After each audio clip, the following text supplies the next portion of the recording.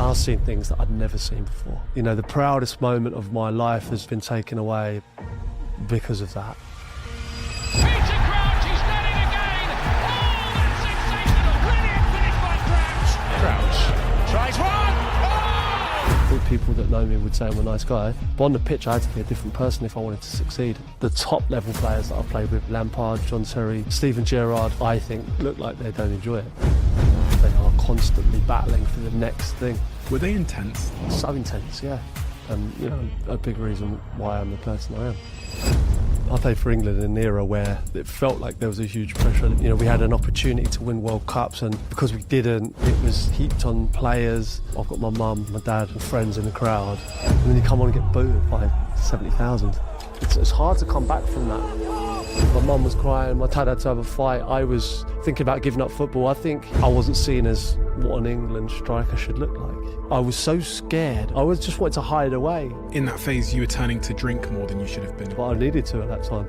You're not seen as people. It's like you're well paid, so you have to endure this abuse. You know, you put yourself in a position to be shot at. But like what I've seen with certainly Harry Maguire, the criticism goes beyond criticism. It's gone too far. The reaction says it all. I'm so proud to represent my country, but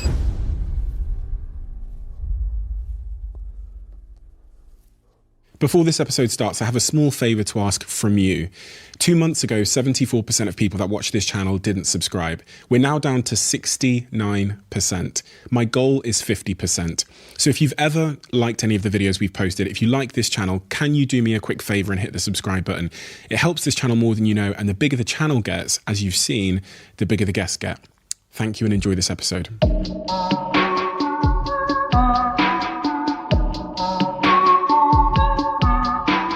Peter,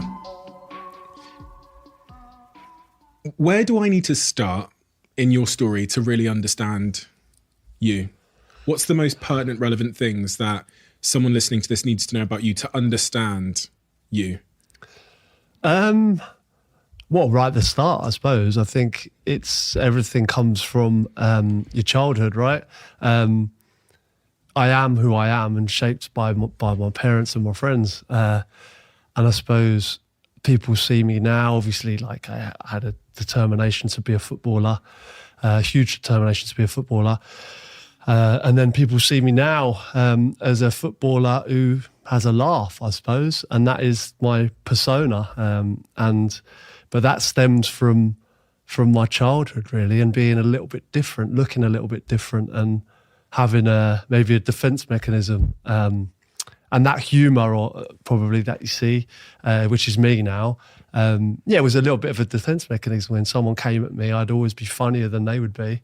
And then that stops whoever's saying it in their tracks, you know? And then that being so tall at such a young age was difficult at times, but that kind of defence mechanism was, I'll laugh at myself before you can laugh at me. And that stood me in good stead. And even now, that's the way I get through things. When was the first time that you realised that you were different? Because like I remember coming to the UK from Botswana in Africa, and I was the only black kid in an all-white school. And there's some day, I think I remember specifically a comment that a kid made to me on the playground, which really put into like perspective that I was actually different to them. It was something about my hair. I had like a little like kind of Jackson 5 afro going on that I'd combed out. And from that day onwards, I kind of noticed that I was different. Can you recall a time where you realised that you being taller made you different? Yeah, well, I think it's only people with experience, like older people, that notice anything like that, isn't it? Really, I think like as kids, we just grow up, everyone's the same, aren't they? And then it's older kids. So like when I was, I was always the tallest in my class, but my mum and dad never made a big deal of it to me. I was always taller than everyone else. And then when we started to play football, and then when I started to be good at football, you would hear things on the sideline like, yeah, but he's a couple of years older, or yeah, he's good, but he's too old. And because you're only judged by your height at that age. So I would hear things from the parents, and then, I'd hear like little remarks, like people laughing, little japes and jibing.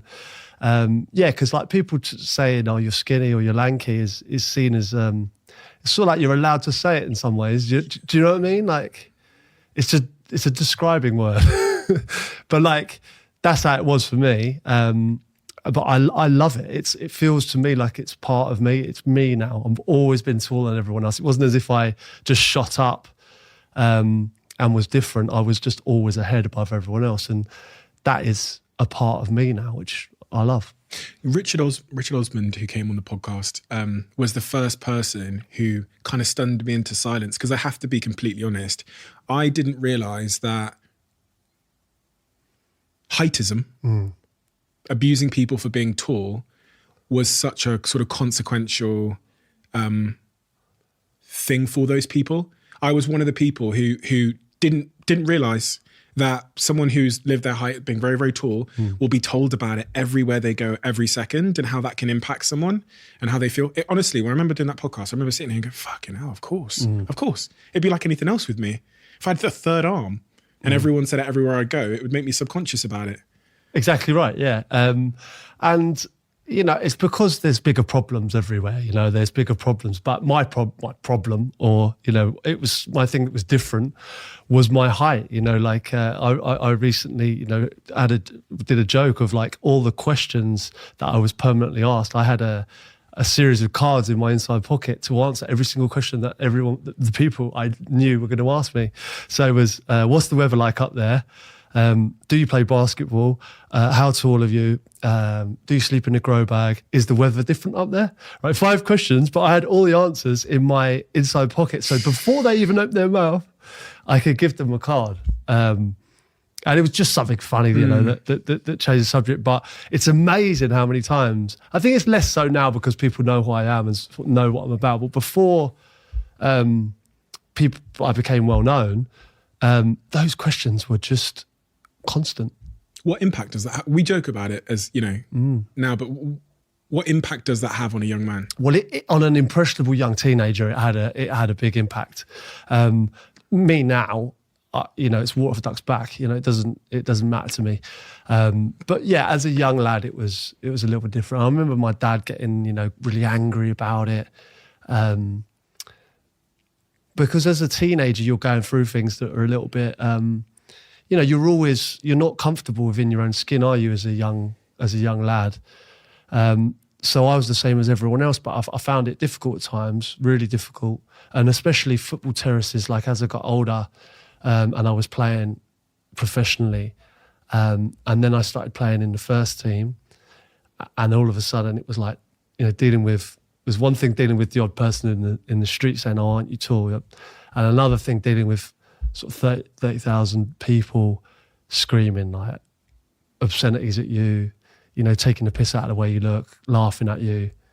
That was difficult. When you say difficult, what do you mean? In a practical sense? Because I read that like 14 and 15 years old, you're crying yourself to sleep sometimes because of this and having conversations with your dad about it. Yeah. I think there was times where I thought to myself, is it worth it? Is it worth going through this? Why am I putting myself through this? It's all I've ever loved. It's all I've ever wanted to do.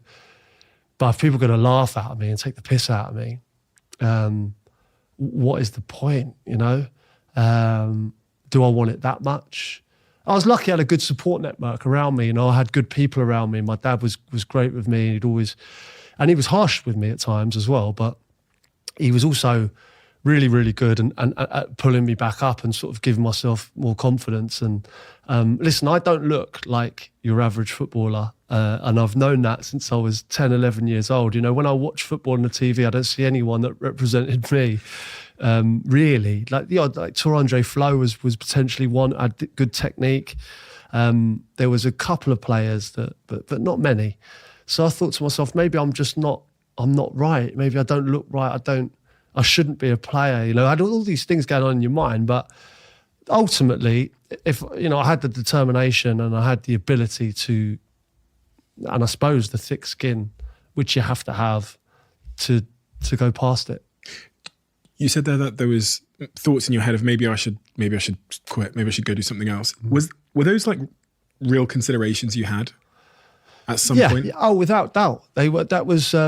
I just think to myself, is it worth it? Like, why? I always remember the game. It was West Brom away where I came on, and I missed the chance, and nobody knew who I was. I was just a kid, you know. I was probably the same height as I am now, and I was probably about 9 stone, 9.5 stone. I was, you know, much skinnier than I am now, believe it or not.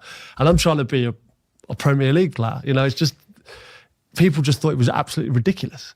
And at times, I thought it myself. I thought, well, I know I've got ability, but I'm looking at these big, strong, you know, developed men. Like I can't compete with this.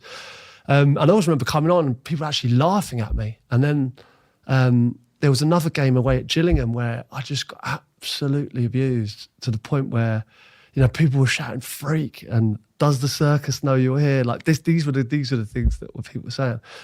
And my dad was in the crowd. I always remember it. I was walking out at half time of the game. And my dad was rolling down the aisle in the Gillingham end, having a fight with someone. I thought, oh my God, this is my first season in professional football. I'm thinking, my dad's having a fight. I'm getting absolutely abused. My mum's crying. You know, what am I doing? Why am I putting myself through this? Of course, I love football and that's, you know, what I want to be, but is it worth all this? How do you feel about those people that are shouting like "freak" at you when you come on the pitch and upsetting your family? Like, how do you like think about them and that kind of culture now? Like, do you know what? Like, it'd be easy for me to sit here and go, you know, the brain dead, they're this, they're that. But growing up in a football culture, it's like, I've been there myself on a football terrace where you know, and I hear things. My dad used to cover my ears and stuff. I used to go to Chelsea as a kid, and I don't know, it's like almost normal. And I know it's wrong. And obviously there's a line, you know what I mean? Obviously we've seen it recently, you know, with racism and, you know, there's certain things that go well over the line, but, you know, being tall wasn't considered, you know, over the line. So it was something that I just decided that was the way football is. You know, can we change that? Can I change that? I don't think so. So I just got on with it. And how do I think about them now? I think, yeah, it was reckless. I think I sat down a Gillingham fan that was abusing me that day, and I said to you, do you know what? You really like. My mum was crying. My dad had to have a fight. I was thinking about giving up football. I think he'd say, "Oh God, I'm sorry." I think he would, but I don't think in that moment he saw us as people. It's like you're a footballer on the pitch, and you're not seen as. It's like such tribalism that you're just gonna. You have to endure it for you know, you're well paid, so you have to endure this kind of level of abuse. And I think things are changing. You know, I'd like to think they are. We're trying to help that, but certainly in those days, it was a case of get on with it. Did that put a chip on your shoulder? You know, when you hear those things and you're running onto the pitch and you hear people abusing you or whatever else, or you're aware of that narrative in your head, when you come on, do you think to yourself, I'm gonna fucking show these people? Did it give you doubt, or did it give you an extra bit of confidence? It's a little bit of both. I think like when I was like, I didn't know whether I was going to play for England or I was going to be a non-league player, and either of them would have been fine. Like I wasn't on the map to go and play for England. You know, I wasn't Steven Gerrard, I wasn't Michael Owen, I wasn't Wayne Rooney. You know, I had a different path. I wasn't ready for the Premier League till I was 22, 23 probably. You know, so I didn't know where my career was going to go. So, yeah, there were times where I doubted myself, but then I think I scored my first goal, and things just changed, and it was the most important moment of my life, and it was against Gillingham again, believe it or not. Funny how it comes round, but I chested the ball down and I volleyed this ball into I was at QPR, and I knew then that I'd have a career in football. I didn't know I'd play for Liverpool, I didn't know I'd play for England, but I didn't know what I'd go on to achieve, but I knew then I'd have a career in football. And that was where my confidence grew. And then I thought, no, I can do this. Your dad, heard he was quite tough at times, from what I read. Yeah, like really tough, yeah. What does that mean in real terms? Yeah, I mean, I think at times he probably went a little bit too far, but I wouldn't be sat here having played for England or having played achieving the things that I've done, achieving my dreams, without him being hard on me. Like I wouldn't. Would I go maybe to the lengths at times that he did? Maybe not, but what lengths? Well, he Just certain things, like I think the harshest one was when he obviously left me at. I was at the ball court in at Tottenham, and I jumped out of a tackle. And his thing was, look, I came from a nice background, and a lot of the kids were playing football to survive, so I had to toughen up, and that's the truth. Like, was I going to go into a tackle like my life depended on it, like the kids from the estate around Edmonton or East London? And probably not at that time. So, when I got up to after training, my dad, he'd gone. So, yeah. So he left me, and I had to get home. And bearing in mind, I grew up in Ealing. Getting home from White Hart Lane was an overground. Seven Sisters to Oxford Circus to Ealing Broadway, and then walk home from there. I was probably 13 and 14, but I hadn't been on a tube before. I had, but not on my own. So it was a tough lesson. Did he tell you he was going? No, I went up there and he was gone. And did you not think, I'll give him a call, see where he is? Well, I didn't have a mobile. Of course. Yeah. It was different. And when did you times. find out it was because of you weren't tackling people? Well, I thought it might be. Oh, Wasn't that I didn't tackle? I think I remember jumping out of one particular tackle, and I thought my dad's going to kill me for that. Do you know what though? I never jumped out of a tackle again, and like I say, it is a harsh lesson. But I'm not gonna sit here and say it wasn't the right lesson. I think it might have been a tad harsh. Would I do that to my son? I'm not sure. Probably not. But I think potentially I'm too easy on my kids a bit. It's a tough lesson to learn, but I think if you want to be a top elite footballer, you need to want it as much as the next person. And I did want it, but I hadn't had to fight as much as these kids, And don't get me wrong, these kids they're my friends now, Like I've some good lads that came from tough upbringings that went on to be really good players. Ledley King, I remember, like Ledley King, Stephen Mills, James Carter, these boys that I met in the ball court, Nicky Hunt, they were tough lads, from, Bow in East London, an estate where like Ashley Cole grew up, Ledley King grew up, and I ended up playing in the ball court where they grew up, and that's a different kind of environment to where I was playing, but I think when you can hold your own in there and, you can rough it up, you can fly into tackles. I basically changed my whole personality when I played football. Like I can sit here now and I'd like to say that I'd like to think that I'm a nice guy. I think people that know me would say I'm a nice guy. But on the pitch, I had to be a different person if I wanted to succeed. And that was just one lesson.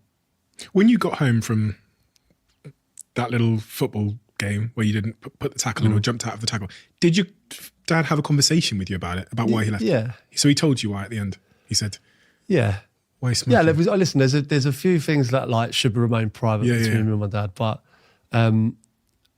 let's just say I was told in no uncertain terms to not jump out of a tackle again. Okay, good. And your mum? What was her broader influence on you? Your mum. What was she like? She was very much like me. I think most of my traits probably come from my mum. Obviously the love of football came from my dad and stuff, and he was very good with me. But my mum was very good with me, and she was. I thank her every day about she'd taken me to matches. I remember seeing her. Just she was the only mum on the side with the brolly when it was lashing down, and she was incredible taking me to places. She was like my shoulder to cry on. She was the person that I would confide in. They're both very, very good, and a big reason why I'm the person I am. Those players from the estate that you played amongst, one of the things I read about in your book was how you could see how attitude played such an important role in who would make it. Because getting from like the estate to, sort of semi-pro level and then getting to the Premier League is a long fucking journey. And there's only a few seats at that top table. So when you think about like why, including yourself, why in terms of mindset and attitude, some of your colleagues and some of your peers made it and didn't make it, what's your answer to that?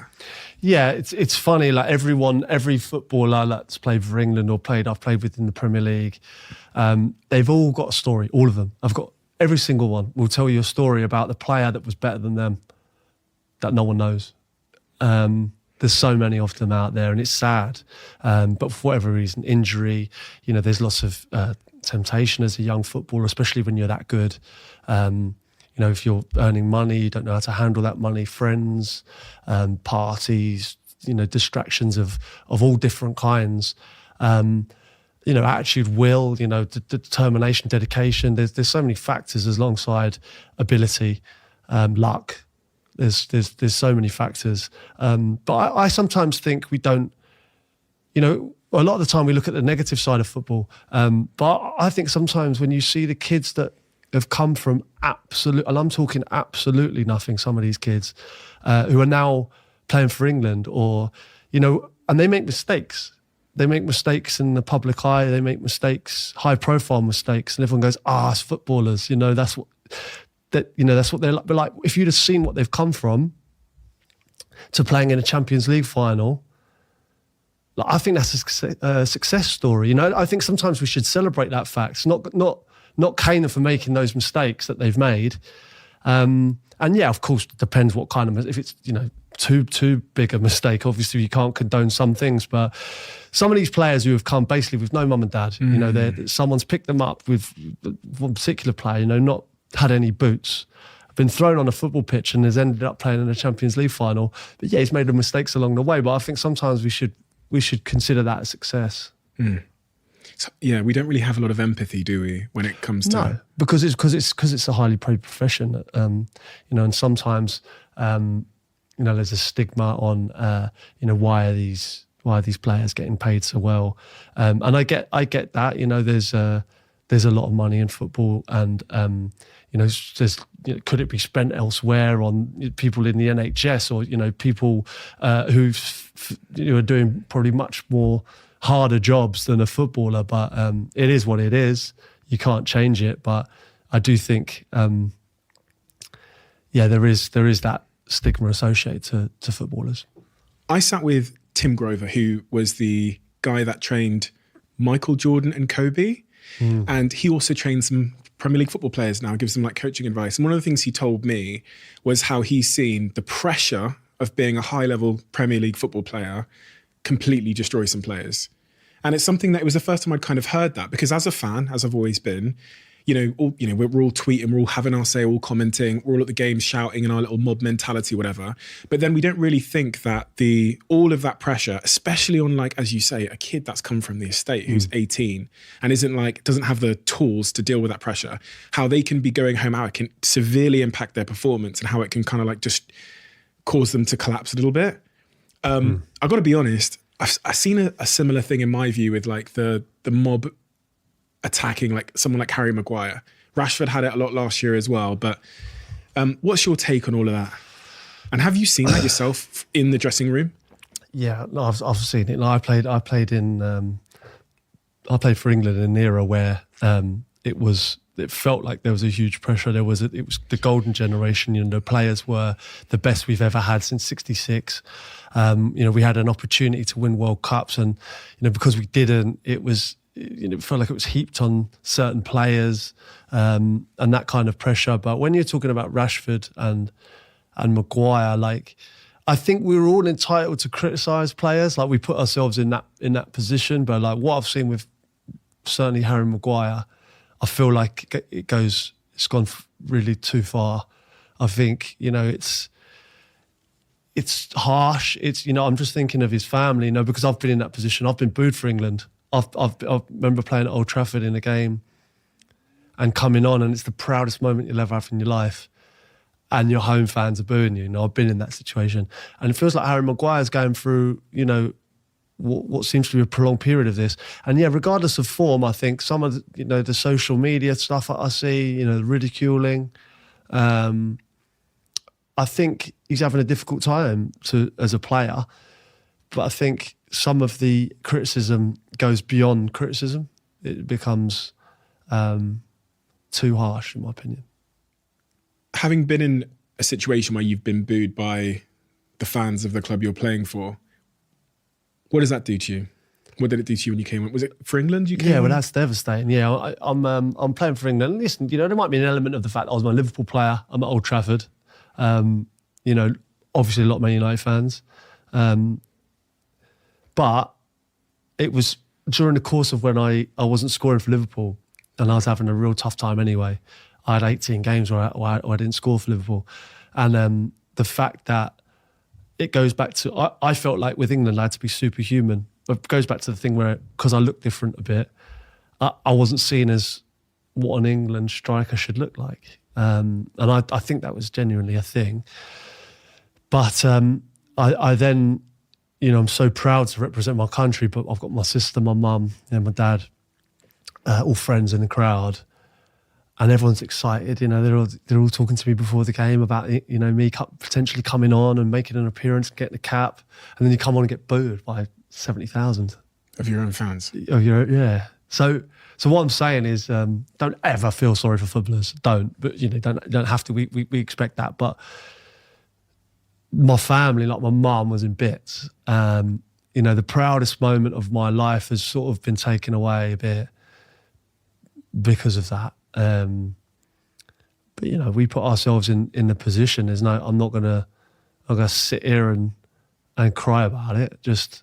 It's just disappointing for my family more than anything. What happens when the whistle blows, the game ends on days like that? You go back and see your family.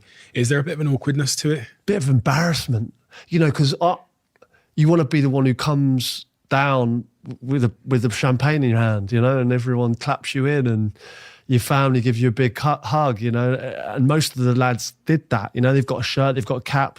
Like I come down to the players' lounge after and I'm a bit sheepish. I'm like, sorry about that, Mum. It's like you're apologising for doing the thing that you've worked so hard to do your whole life. So that's difficult, dealing with the family side of it, because I know what I've done. I've put myself in a position to be shot at. I'm sure you feel the same, doing this podcast, whatever you do, that's, you put yourself in a position to be shot at, but your mum hasn't, She doesn't need to hear that, and it killed her a bit. It's funny, isn't it? When you put yourself in a position to be shot at, which I really like that phrase, and then, you get shot at, your family try and stand in the way of the bullets to some degree. Right, yeah. And it's like, no, please don't send me the articles. Please don't tell me your thoughts on it in WhatsApp. I don't need to persuade you out of this situation and sort of counsel you on why these people are saying this about me. But how do you deal with that? How do you deal with do you just put up the guard and pretend it's not happening? It depends on the issue, but I mean, I'll probably get cancelled once every quarter for something I've said on this podcast or whatever. Dragon's Den, sometimes, because of the way it's edited, it can make it seem like I said something I didn't say or whatever. But so my friends know not to send me articles. Just assume I've seen it. Yeah. I don't need my best mate going, have you seen this? This is something that happened early on in my career, and I was like, no, don't stop all that. Yeah. I'm not reading I don't watch Match of the Day if I haven't scored. Yeah. Do you know what I mean? That's the way I deal with it. Yeah. It's like, that doesn't exist. Yeah. When I do something good, I might listen to the praise. Be very selective in what you watch or listen to. But was there a moment in your career where you said, I'm not going to read the newspapers anymore, I'm not going to watch the telly, I'm just going to... Yeah. Was it that Liverpool phase? Oh, God, yeah, that Liverpool phase was like radio silent. I was gone. That's the thing, the problem with now, I could stop buying a newspaper, I can stop watching telly, I can do other things, but nobody can live without their phone now. And this is the problem, for young footballers that I worry. You've got to worry about it, because no one can put their phone down no one can. So any footballer's the same, especially a young player. You pick up your phone for it, right, I've got what's on the diary, I've got a text message. Then you find yourself on Instagram, on Twitter, or on whatever you're on. And you can't get away from it. And no matter what the players tell you, whether I don't listen to it, they do. You can't get away from what what it is now with the phones. You can't. Everyone's got one, and everyone's looking. With me, to get through that, I didn't watch. I was getting ridiculed. That time where I didn't score for Liverpool was such a hard time. Like for me, I was just wanted to hide away in a dark room until I scored, basically. So I don't know what I would do if I was hiding away in a dark room with a mobile phone. You might as well just not. You might as well go out and face it all, because it's a lot harsher on the phone than it is when you see people in person. If I was in so you signed for Liverpool and then you go 18 games without scoring, 18 appearances, right, without scoring. Yeah. If I was in your household at that time, if I was behind the scenes in your camp, what would I have seen? Someone who's depressed, I suppose. I mean, outwardly not. I've never been that person to wallow in it. You know, I've always been the sort of, I suppose, a bubbly character. I always see the positive in everything. But at that time, like, it felt like I was getting ridiculed, and it was really tough. But I had to sort of fight my way through it. But what was so amazing was the Liverpool fans stuck with me, and that's something that I'll never forget, because I swear to you, any club in the world, having just won the Champions League in one of the best finals we've ever seen in Istanbul in 2005, they signed me, right? I turn up and I don't score for 18 games, right? I don't think there's a top club in the world that tolerates that as a fan base, apart from Liverpool fans. And they stuck by me, and it was like a siege mentality. It was like everyone else is attacking him, but he's one of ours, and we're with him. And it felt like every time I played, it felt like they were willing me to score. And when I eventually did, you can see the footage of it. The camera's shaking, and like it's like we've won a European Cup final. Like, people wanted me to score that much, and I'm thankful to this day that they did stick with me, and because I managed to turn it around after that, and it was a special moment and a special club. I was reading in that phase you were turning to drink more than you should have been a little bit after games and stuff. Yeah, because my dad, you know, to be fair to him, would say to me, I'd be like, no, I'm not going out. And he'd be like, you're going out. Like, he'd make me go out after games. And I'd be like, I don't want to. People are laughing at me. But he'd drag me out. We'd have a few beers. Like, it wasn't as if I was drinking at home on my own. It wasn't like a dark kind of thing. It was, he was dragging me out, and he was making me have a few drinks. And then I realised, actually, no one, because I've built it up. Everyone's laughing at me. It's my world that's, you know, no one really cares. You know, they might have a laugh at you on a Saturday, but they're going back to their own lives. You know, I feel like everyone's laughing at me at all times. You know, you build these things up in your head, and they're never as bad as you think they are. So his way of dealing with it, you know, with me, was to take me out for a beer. And yeah, I probably did drink a little bit more than I should do as a Premier League player, but I needed to at that time. And you bounced between 6 clubs before the age of 25? Yeah. 6? Yeah. That's a lot of moving. It's a lot of moving around, yeah. But I class that as like, if I'm at Liverpool, or, you know, you're starting Manchester United or Chelsea, you know, Bayern Munich, Real Madrid, you don't have to move anywhere if you're playing, do you? You don't have to.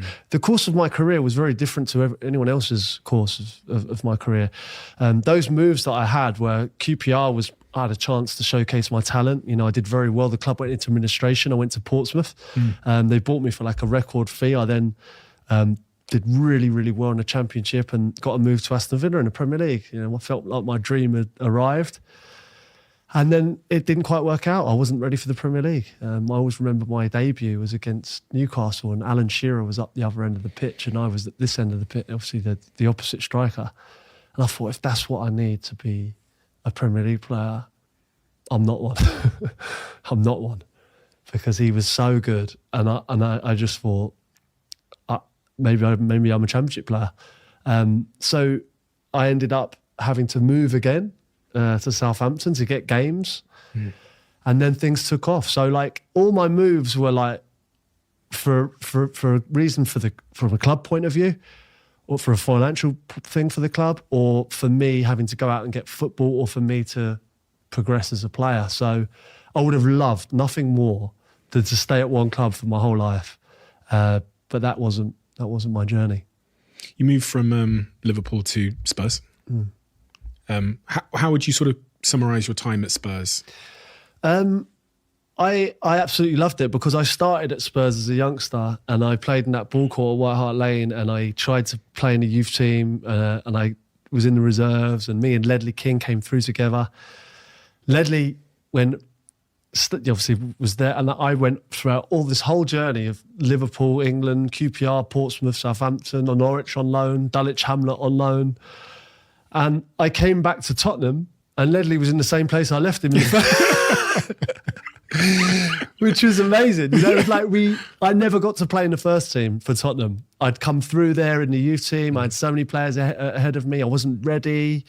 So for when I come back for £10 million and I'd already played in the Champions League final, I'd played in the World Cup, I'd achieved things that nobody in that Tottenham sort of dressing room at the time would say I would achieve. I wasn't even good enough to play in their first team, which is correct at the time.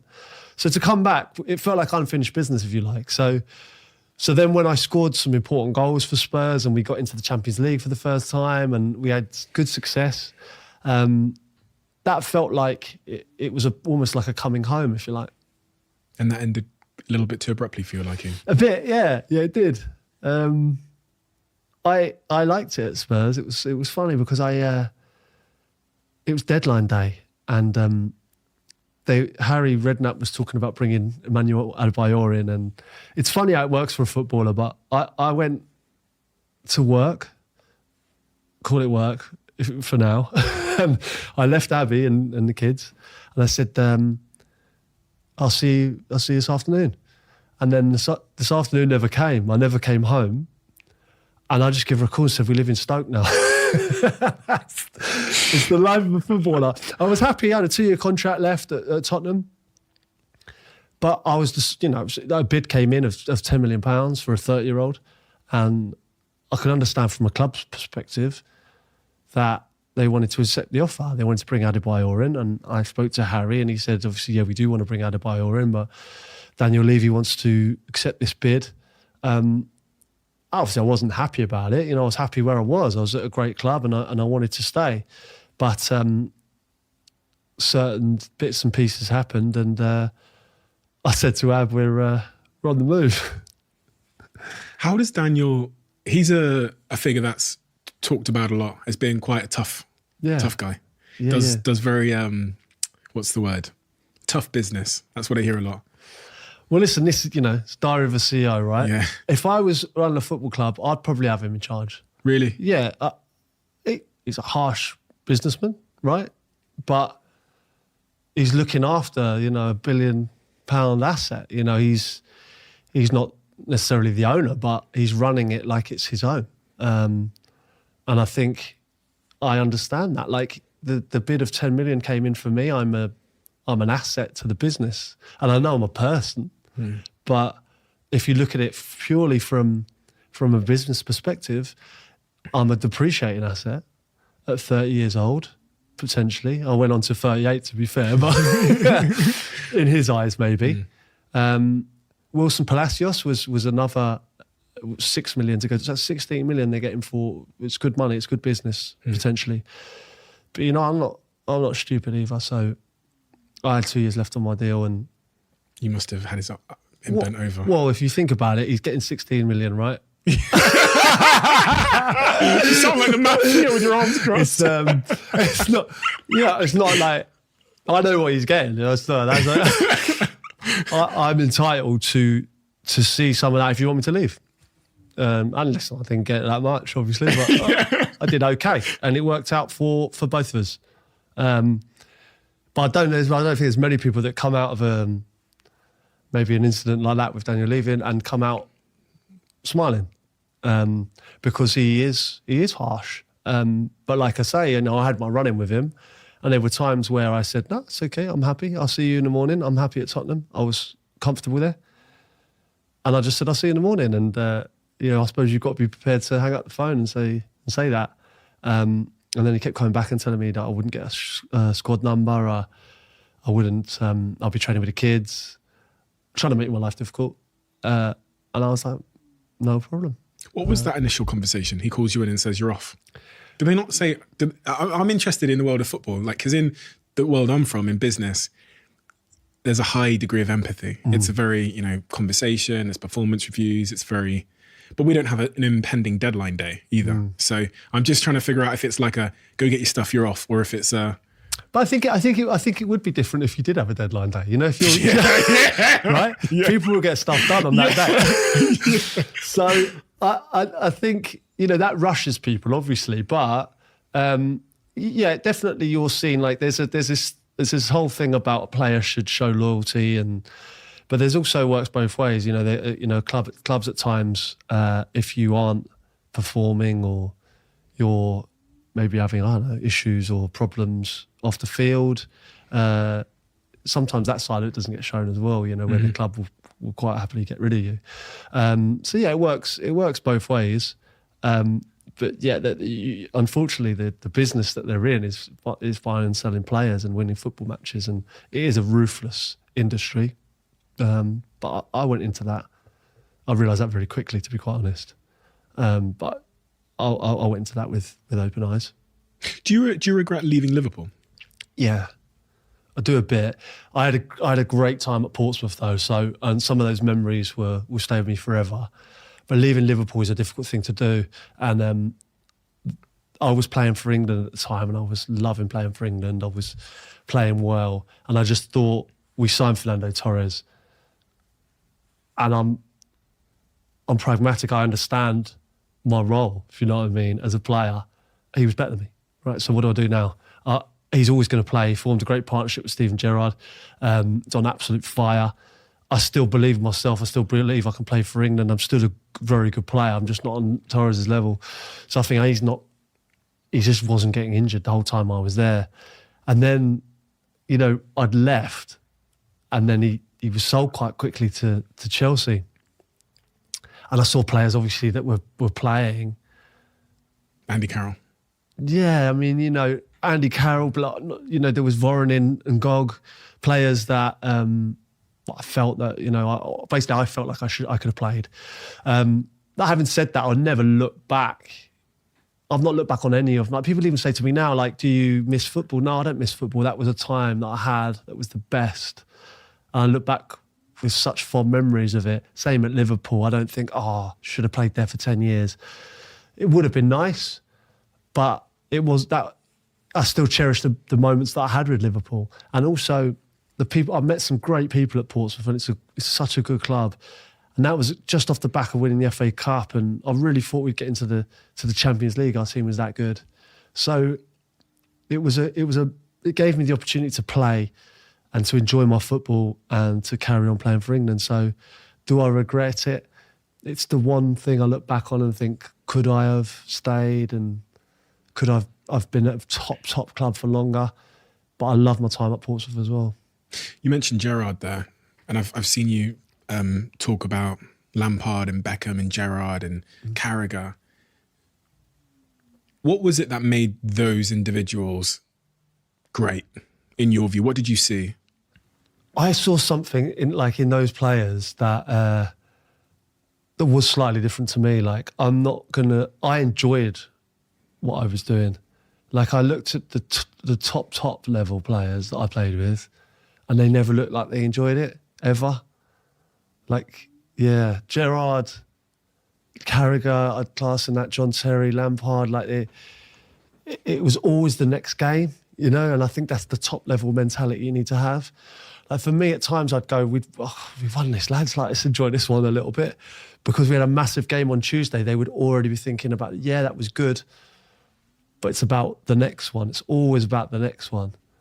And I admire that in people. And I had a steely mentality, but I also thought, what are we doing it for? Yeah, of course it's about winning trophies, but also it's about this moment. We've just won a huge game, in the last minute. Let's celebrate this moment and deal with tomorrow. Whereas sometimes the top level players, like who? Yeah, like Steven Gerrard. prime example of that. Just a constant. It looked like there was no enjoyment. Obviously, there was enjoyment at times, but it felt like it was just the next game was more important than enjoying this one. And yeah, of course it was, but I was always a little bit like, can we just enjoy this one a little bit? Which is, I think separates I'd class myself as an elite sportsman. I played at the top level, but I'm talking top. And that's why they're who they are. Were they intense? So intense, yeah. But I think that's what separates people, isn't it? I think, you've got to want to sacrifice everything. And, I did when I was younger, and I did throughout my career. But what I'm saying is that it's that 0.5%, that 1% difference of just already thinking about the next game. Managers do it, and as players, sometimes we, of course, enjoy that win and think about the next game when it comes. But the top level players that I've played with, like you say, Lampard, John Terry, Steven Gerrard, Jamie Carragher, I put in that. The Man United boys, like the consistent winners, are the ones that I think look like they don't enjoy it, and because they are constantly battling for the next thing. I read that you said some players couldn't deal with the intensity of a Steven Gerrard and a Carragher, and that you also were much more orientated to try and please them than the manager, which I think was Rafa at the time. Yeah, that's Rafa right. Benitez. You were trying to more concerned with pleasing Carragher and Gerrard, who are the, like club captain, whatever, of the team, than the manager. Yeah, that's true. I'm trying to put myself into the changing room and understand why that is. What were they doing? They're local boys, right? They're legends at the club. When I think of Liverpool, I think of Steven Gerrard and Jamie Carragher. Like Rafa Benitez, I suppose, was a top manager, and he signed me, and I got only good words to say about him. But Steven Gerrard and Jamie are absolute legends of the club, and quite ruthless in their and quite harsh in their appraisal of some players. So I found myself in constantly seeking their approval, and my training was, I always remember the first training session when Steve wrapped a ball into my feet and I miscontrolled one. And it's like one look would be, you don't do that here. You're at Liverpool now. It's one bad touch isn't tolerated here.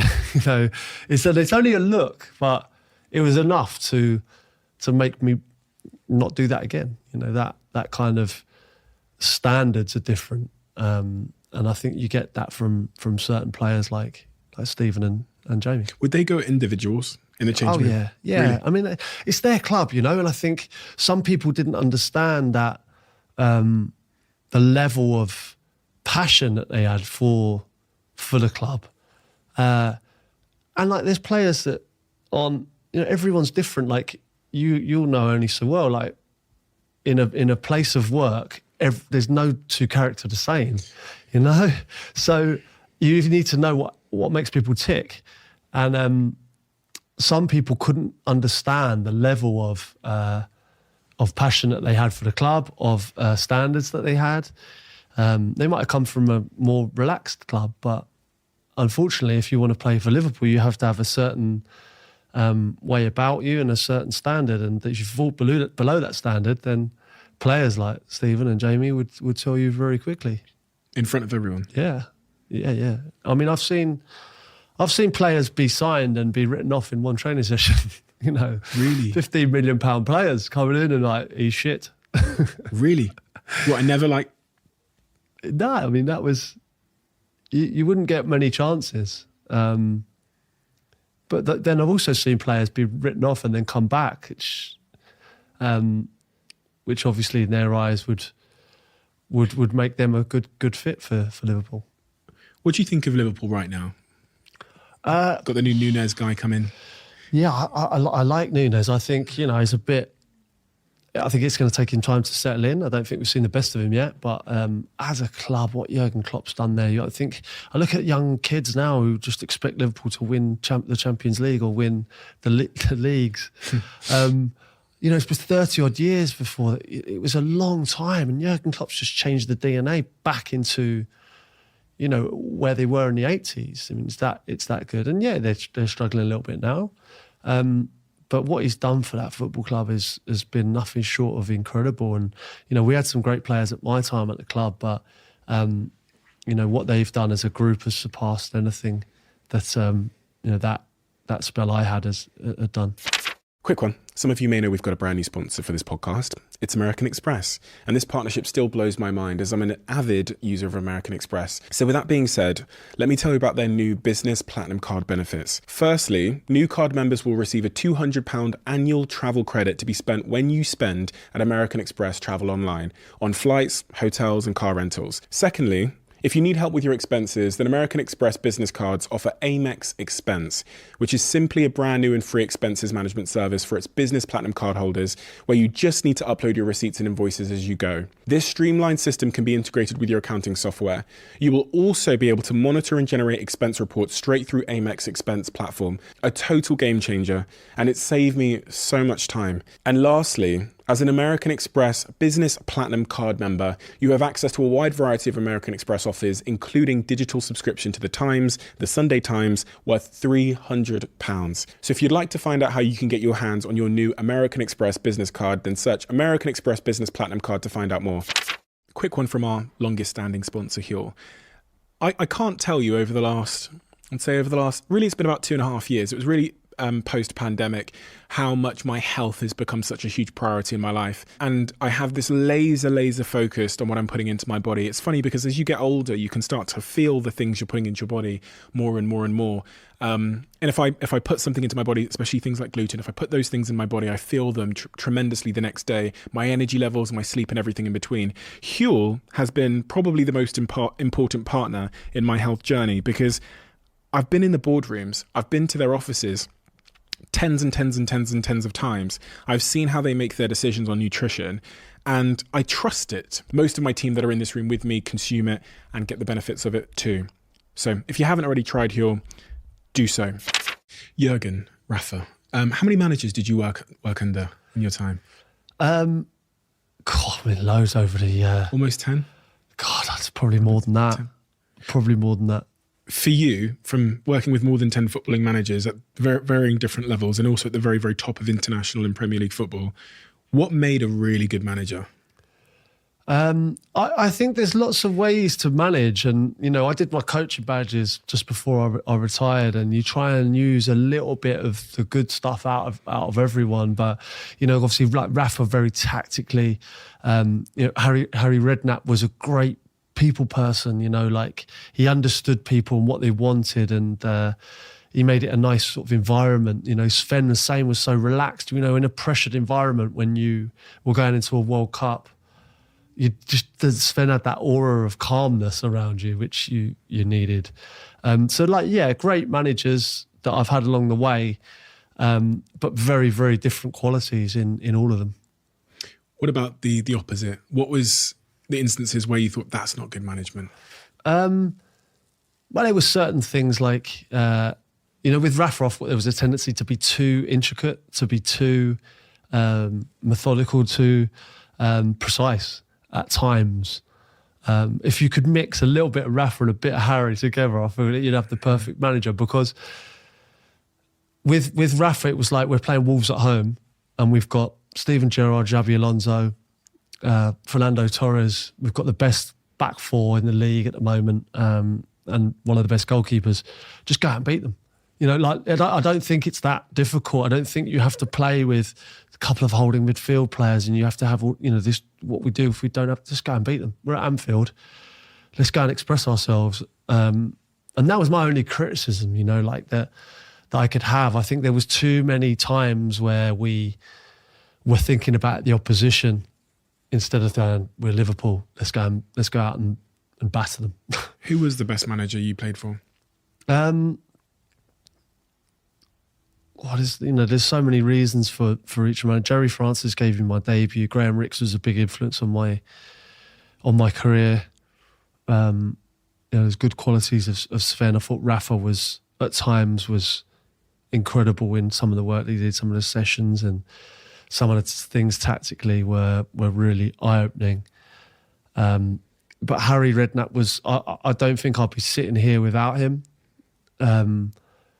Just because he understood football, he understood a player, and he understood how to get the best out of you. And I think he got the best out of me, certainly at Portsmouth, at Southampton. At Southampton, I was struggling. I thought, I've just had a horrible time at Aston Villa. This is my time in the Premier League, and it's not going well. I'm not playing. The manager leaves. Harry comes in, and he goes, this is my last chance, saloon.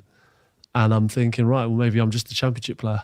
Harry comes in, it just changes like that. He says, you and Kevin Phillips will be in my front two. For the rest of the season, you'll score us enough goals for us to stay up. And just that confidence, that belief. And I suppose I felt my height for the first time that season. And I went out and scored 16 goals, I think, after Christmas. I was on absolute fire, got in the England squad and moved to Liverpool at the end of the year. So that little spell of 6 months was crucial to my development as a player and as a person. And would I be sitting here without that? There's lots of things you look at. Would I be here without that? And there's lots of really key, important moments, and that was definitely one of them. Harry coming in.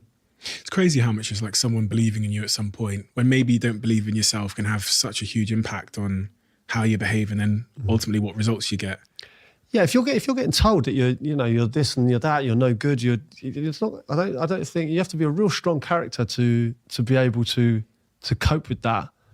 And when someone comes in and goes, actually, no, you're doing great stuff. It lifts you. It makes you feel better. And that's the way I would manage, and that's the way I think you have to manage these days. I think players are different to how it was when I was coming through. It was very much quite a harsh industry, and I think now players are a bit more.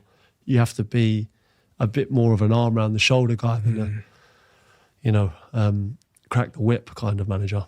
When I've sat here with like Patrice Evra, Gary Neville, Rio Ferdinand, they all say the same thing about Sir Alex. The first comment they'll make when you ask why he was so good, they all say man management.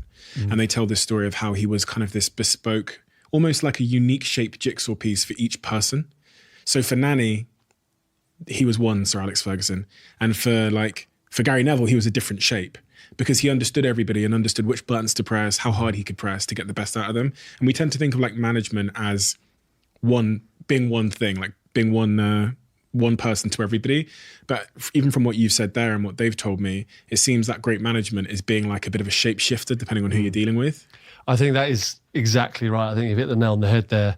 And the boys that you talk about there it's spot on, because you can't treat everyone the sort of same way. You can't even train the same way. If you go in, you're telling all the players to go in the gym and do a certain weight or be a certain speed.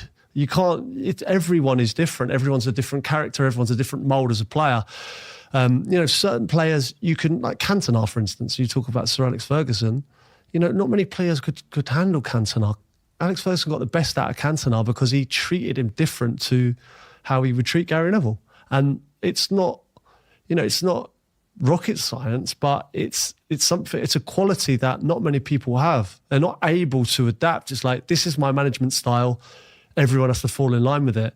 I don't think as a manager that is the best way to go about things. It's about adapting to people that you might need to speak to on a regular basis. Certain people you might need to tell, some home truths.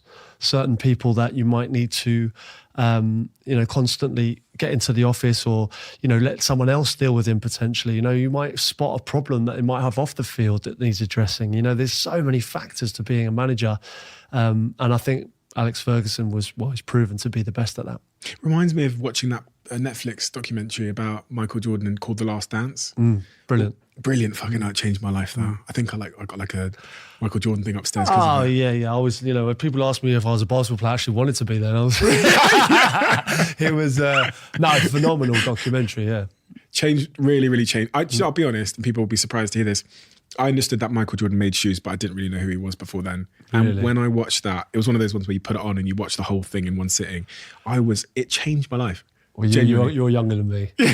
I remember him clear as day. Really? Playing with the balls. Yeah, I mean I think is the greatest sportsman that's ever been. It's a controversial statement. There's so many sportsmen out there, but what Michael Jordan did was unbelievable. And that, like, I love that kind of mentality, going into that mentality of like winning at all costs, and watching that Bulls team, because it wasn't just Jordan. Like that whole team was special. That's what I was going to say. Like Dennis Rodman, he was a character which sounds much like Cantona in a way, where Yeah. he would go on benders for a couple of days. Yeah. The manager goes, "Listen, That's Dennis. that's Dennis."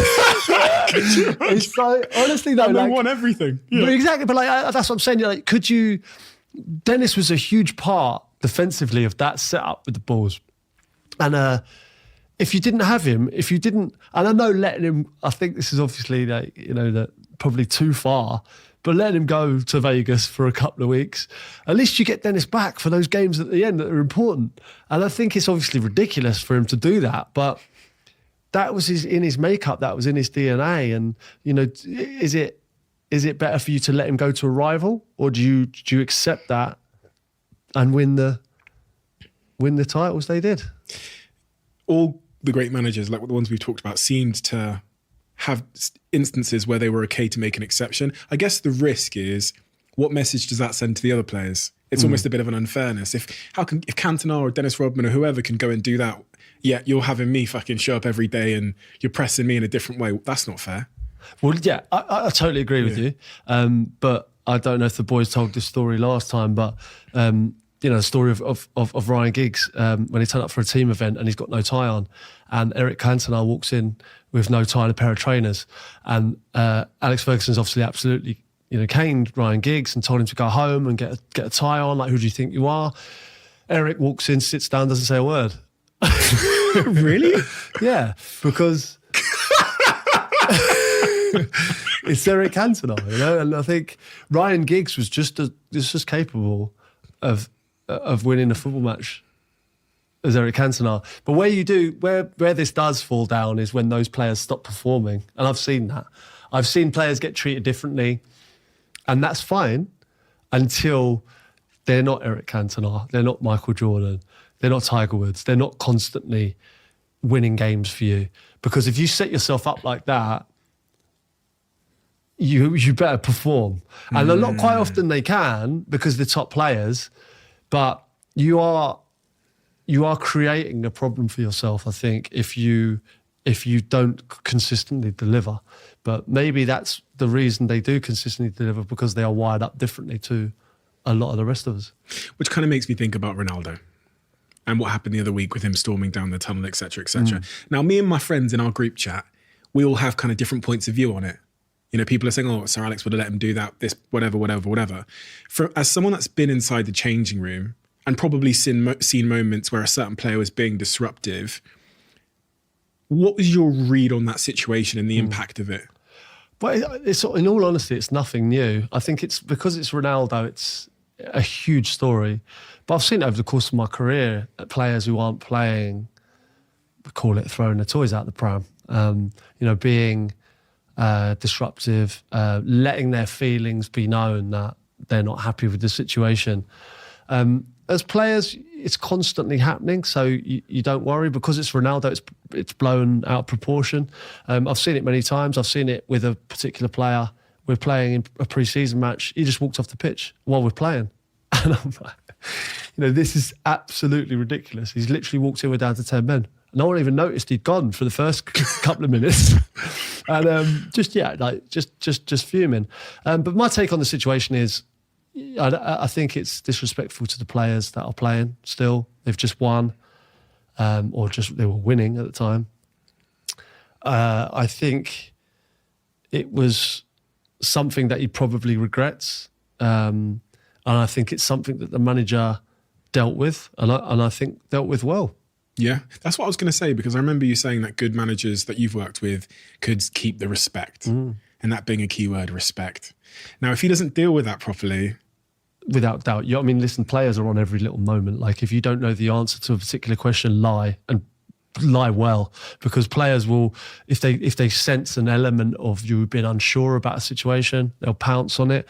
you're talking about a manager. I'm talking about managers. Players. If you're a manager and you don't have control of the dressing room at all times, it's hard to come back from that. Like, you need to command respect, and it's a harsh industry. Like, lots of players with egos, and trying to manage players that aren't playing with those egos is a tough thing to do. And when you've got someone of the stature of Ronaldo, like, managing him not playing in the dressing room is a difficult thing to do. Put yourself in Ten Hag's shoes. It's a situation where the club I believe, told him he has to stay because they want to play him. Now he's not playing and the window's shut. How do you deal with that problem? It's going to be a huge issue. But I felt he dealt with it well. I think the club potentially didn't deal with it very, very well. If he wasn't going to play, they should have sold him. But they're now in that situation where, yeah, he's done that. He's been fined, I assume, and he's been dropped for the next squad. But it looks like he's potentially getting back in, and that is what is the best situation for the club, because you don't want Ronaldo training with the kids away from the first team. You want him in and around it, because he'll be an asset potentially at the end of games or to start some games. I'm really compelled by that point you made about, like, as a manager, if you don't know the answer to maybe a strategic thing, you're better off just lying than, like, losing the control of the room. Well, like, say if you're in your industry, right? Yeah. If you're an employee of yours asks you, what should we do here? I don't know if it's as cutthroat as football, but I think it's better to have an answer than to say you don't know. Yeah. Right? So even if you don't know, because it's giving them confidence. Even if you don't know, you say, well, we're looking into that. We've worked on that. That's something that just make... The moment you say you don't know, I think there's an element of he hasn't got a clue. There's no sat nav here. Basically, I think. And I think it was Guardiola who said it. These wise words didn't come from me personally. They were Guardiola's words. And I think it was something to do with if someone asks you a question, you have an answer for them. Even if you don't know it, you'll go do your homework and come back to that question, because you need to be seen as a level above the players. You need to have, more, you need to be more clued up. You need to have more intricate details on the opposition. You need to know about football more than the players do. So they have that respect for you. Was there ever times, you talked about losing the dressing room. Now, I hear that from pundits. I hear, maybe he's lost the dressing room. You sometimes hear that from, like, other commentators online. But I wondered if that's an actual thing that happens, that you've observed, where you go, manager's fucking lost this now. Players start questioning him, behind his back, or... Yeah, I think you can see it. When did you see it? I've seen it at certain times. I don't think it'd be fair to me for me to say names, but I have seen it in certain dressing rooms where a manager has lost it a little bit. We had a situation at Stoke where we had probably the best dressing room I've ever been a part of, and then we added sort of some more talented players, more than sort of hard-working, honest players, if you like. And we had, for a spell, we had a really good mix of that real quality and that kind of determination and spirit. And then it went too far the other way. It was, almost too much quality and not enough effort, determination, team spirit, ethics, standards. They slipped, and I've seen things that I'd never seen before. I talked about the player walking off the pitch that happened in that season, and it culminated in relegation. So when you talk about lost the dressing room, I class myself in that scenario, because I was I was an older player then, and maybe I let things go a bit as well, not my standards personally didn't drop, but I let people get away with things when I was an older player. Like, I should have been the Steven Gerrard in the situation, I should have been a player that flagged it up maybe. That wrangles with me. Like I let things go. I know it wasn't my job to do that, but I was an experienced player. When you say you've not seen, you saw things you hadn't seen before, it kind of reminded me somewhat of what I remember Rio saying about when he moved to, I think it was QPR, from Manchester United, and he saw just a completely different dressing room culture. Yeah, exactly right. Well, unless I'm friends with Rio, I speak to him about that time. Feels similar in some ways. Like you have almost too many doing what they want.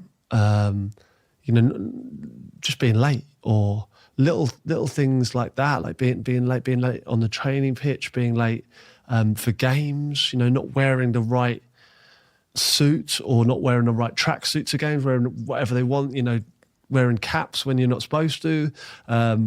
Just little things like that makes you become lax. Like, and we might go a goal down, 2 goals down, and you can see players sort of, waving their arms around and not tracking back. And I remember asking a particular player, like, you stopped trying, you stopped working. And he said, yeah.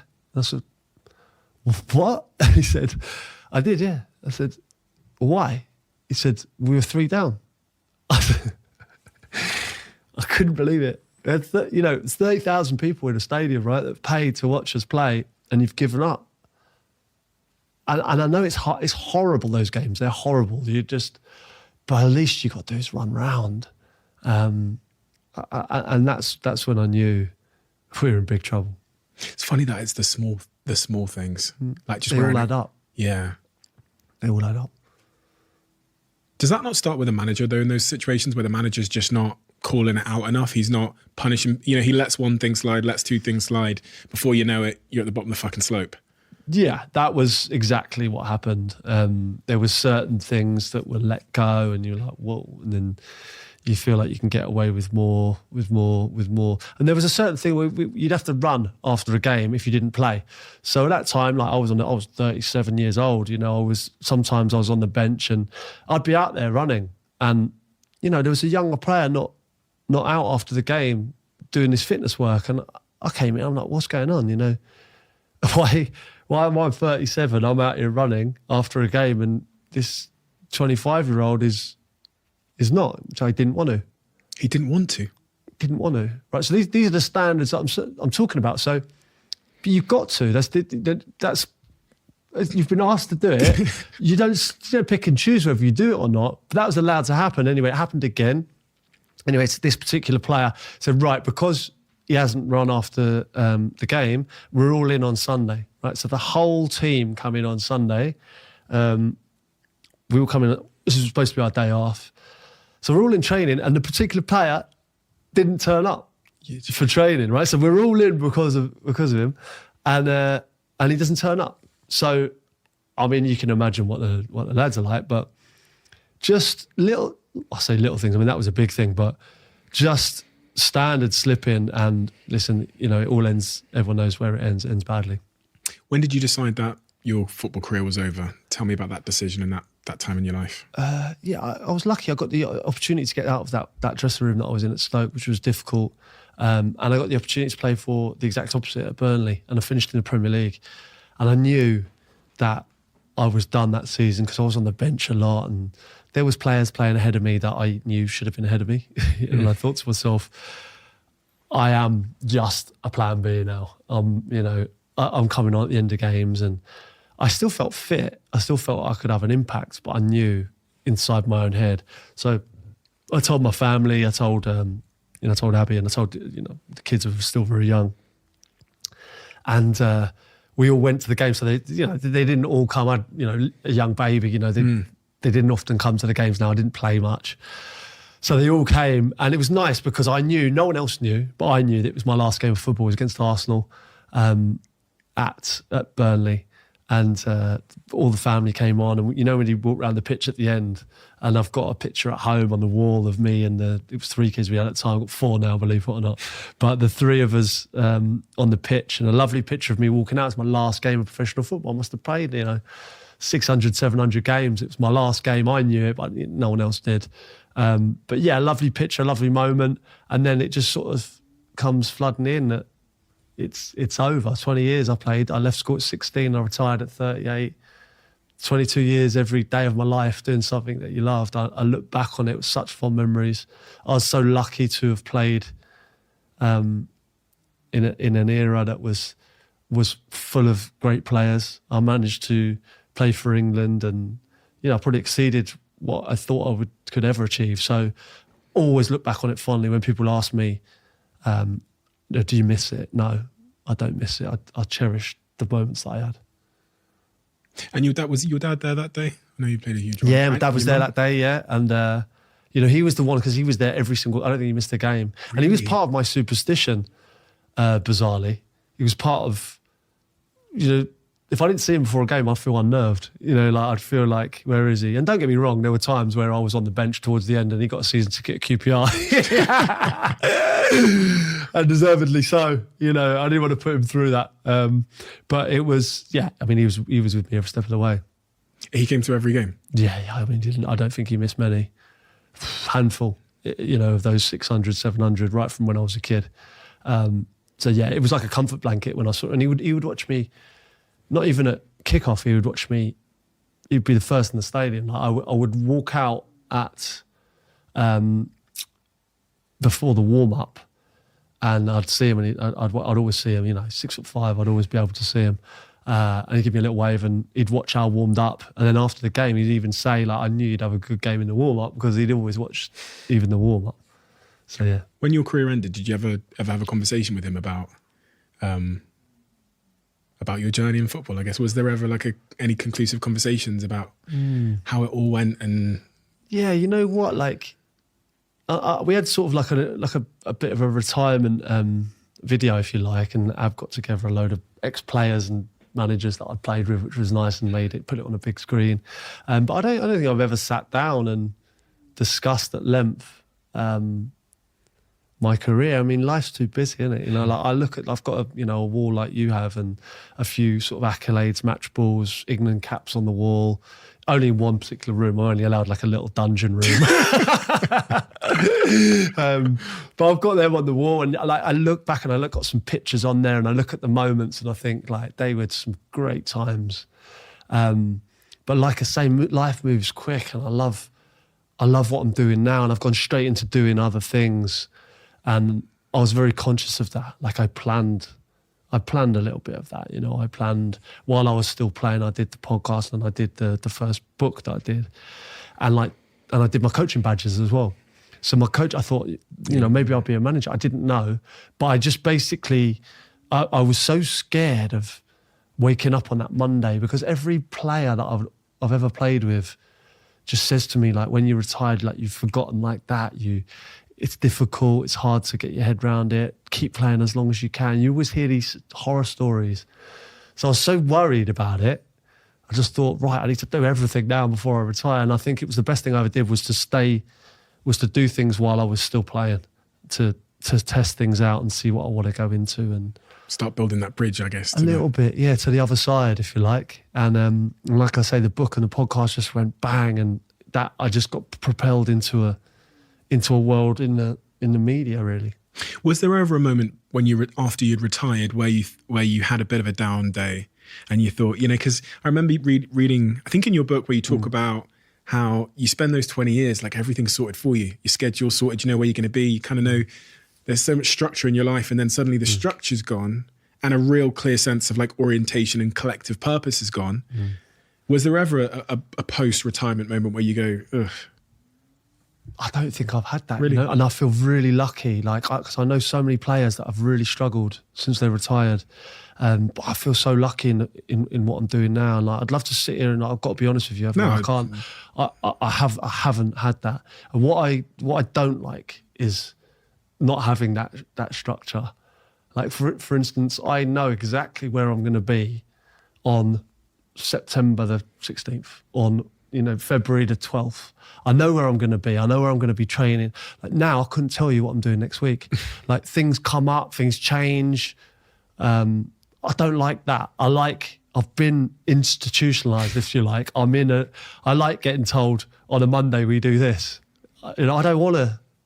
It was, I suppose, for 20 years I didn't have to grow up. Yeah. Now I do.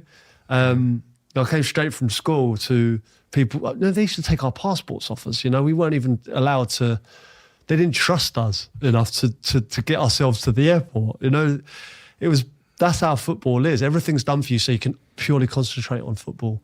And I quite like that in a weird way, because you solely focus on one thing. Whereas now there's lots of different things that I do. And lots of choices, like lots of decisions to make. Yeah, it's like being an adult. It's not great. It reminds me of Raphael Rowe, who was the guy who was imprisoned when he was younger for a crime he didn't commit, sentenced to life, came out, and he was telling me, he was like, honestly, when I came out, it's like I went to a supermarket and there's like 7 types of beans. Yeah, and he stood in the supermarket going, what the fuck do I do? What do I do? And he hated it, and he'd have him and his partner would clash because he was never used to making decisions. In prison, you get one type of fucking beans. So true, though. But like that, I honestly, like with football, like you are told where to be, what to do at all times until you're on the football pitch. But even some degree that as well, the manager's telling you what to do. But I quite liked it in some ways. But obviously the freedom is great in other ways. Like I have at Christmas now, I can spend time with the kids. If I choose to have a week off during the winter, I can have that. There's pros and negatives to both. Are you a workaholic? I think I've got a good work ethic, definitely. Without doubt, I enjoy it. I enjoy getting up and having a purpose. Do you feel like you're out of balance, though? Yeah, I'm finding the balance really tough. Okay. Yeah. Same. Really tough. Yeah. And obviously, I speak to Ab about this as well, because I struggle. Like I'll have 1 week where I'm constantly on the go, and then 1 week, a little bit quieter. But yeah, I sort of sold her the dream of retirement as being retirement, and it hasn't quite worked out that way, because I love doing what I'm doing. What did you sell her?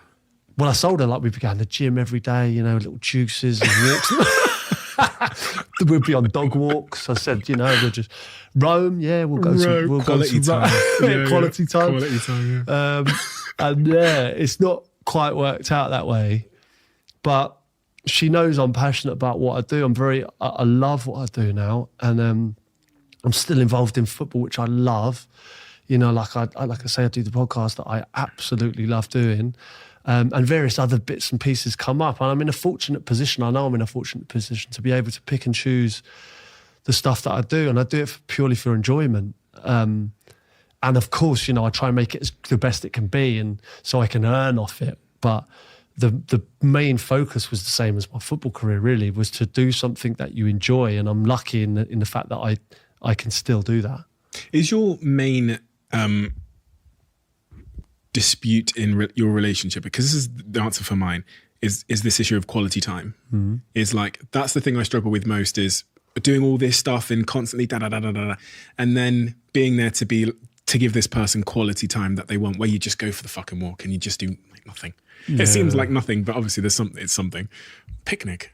But you must find that hard. Like I find that hard to, but she's the same, Like, I think it'd be easy to say that, I don't know, like there's a misconception of maybe footballers' wives that, they just relax all day, and, she's so driven, and she drives me, to be honest. And I run all my decisions past her. And I don't think a lot of people know that about her, but she's like, she's on it. And, so that's good in the fact that if we go for a walk together, we'll have some quality time together, but we both won't switch off together. Like we're still bouncing ideas off each other. And I'm glad that I can have someone like that. So, of course we switch off at times, but we're still very on it, both of us. So your podcast, absolute smash hit. A lot of ex-players, ex-athletes have started podcasts. I can't think of any that have risen to the heights that yours has risen to. Mike Tyson has a great podcast in the United States. It's really been a bit of a cult phenomenon, the show. And as you kind of said, I've heard you talk about the Driver's Seat a few times, and you're always, saying very nice things and saying that, our production and stuff is great. But it is like a couple of lads in a pub chatting. Yeah, I suppose that is our thing. I think it it is a reflection of me. It's what I like to do. So, and I suppose we could now, because things have gone well, upgrade our setup a little bit. But it doesn't. It feels like we need to stay where we are. We love being in the pub. We like, having a bit of a drink while we do it.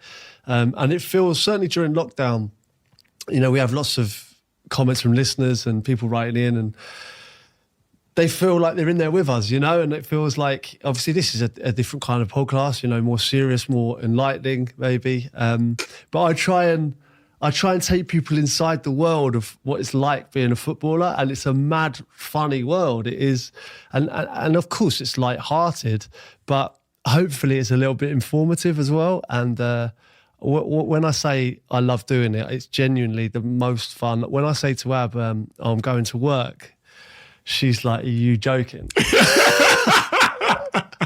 I'm leaving her with the 4 children, and I'm going to a pub in town to record with lads that I get on really, really well with, and just talking football. I suppose that is the, for a lot of people, certainly in my world, that's the ideal job, and I feel very fortunate I've got it. The podcast offers people that kind of that sense of connection and community, like they are in the pub with you, which some people don't have, unfortunately, these days in a world that's getting lonelier. But at the same time, it's not just banter. I remember seeing the episode with Prince William, and where you talked about mental health and those kind of topics. And I think one of your co-hosts, I can't remember which one, shared some of the feedback that you guys get from the audience that are listening. That particular episode with Prince William, how the fuck did you get for a start? How did you get Prince William to have a pint with you on the podcast? Yeah, there are points in this podcast, like obviously, like where it all started from. I didn't have, I was just telling a story. I didn't know what a podcast was. Obviously now I know that there's a huge industry of things. But I was just talking literally as I was talking to how I would talk to my mates, and obviously, we built up like a big following, and then people started calling us about coming on, and that was a call we had from the Palace. What? Was I promise you was, we had there was one point there was like we had Elton John had called, and Prince William had called, not personally, but their team of people had called us about coming on, and obviously. With Elton, that's a different story. It was funny, but with Prince William, we made it happen, and we ended up going to the Kensington Palace, which was an amazing day out because we took it, our group of lads, and we had a beer over the road while we went in, and then Prince William. I talk about the Samrat, the Indian restaurant that I used to go to with my mates as a kid, and when Prince William brought in the delivery. And put it down, and I was thinking, if my mates, we used to go there as kids, my family, and he's doing this, and it was just so surreal. But like you say, we got to talk about a range of topics, and I suppose, certainly in football, there's a lot, because there's a stigma in football of, it's very macho, and you have to be, you have to man up, like you have to.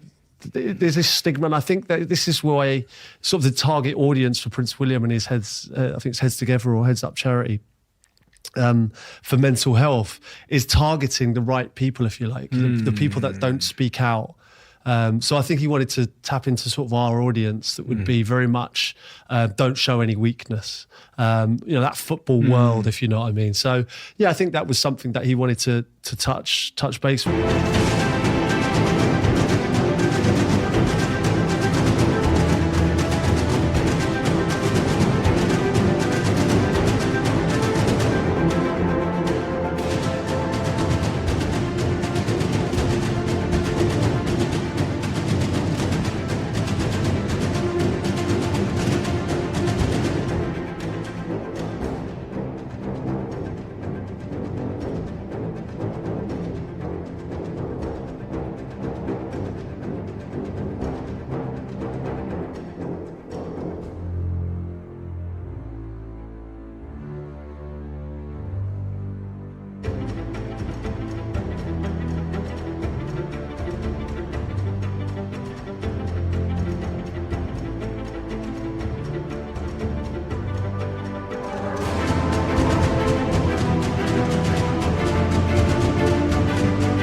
I'd done something with him called a a team talk. I think it was a royal team talk. I think it was called on BBC, and we talked about mental health and stories in football. That's the first time I shared my issues. As I never ever talked about anything. I was one of those people that kept everything. So yeah, it was a nice. It was great. It was a great experience for us as a podcast, and I think hopefully it helped a few people as well. You talked about on that podcast going into the changing room and like opening up to your teammates at one point. Yeah, I mean, I found it really difficult to. I'm one of those people that keeps everything aside, right? I wouldn't talk about. I see Abby every single night, like picking up the phone to her friends and chatting about anything. I mean, I just don't do that. I wouldn't dream of picking up the phone and talking about a problem.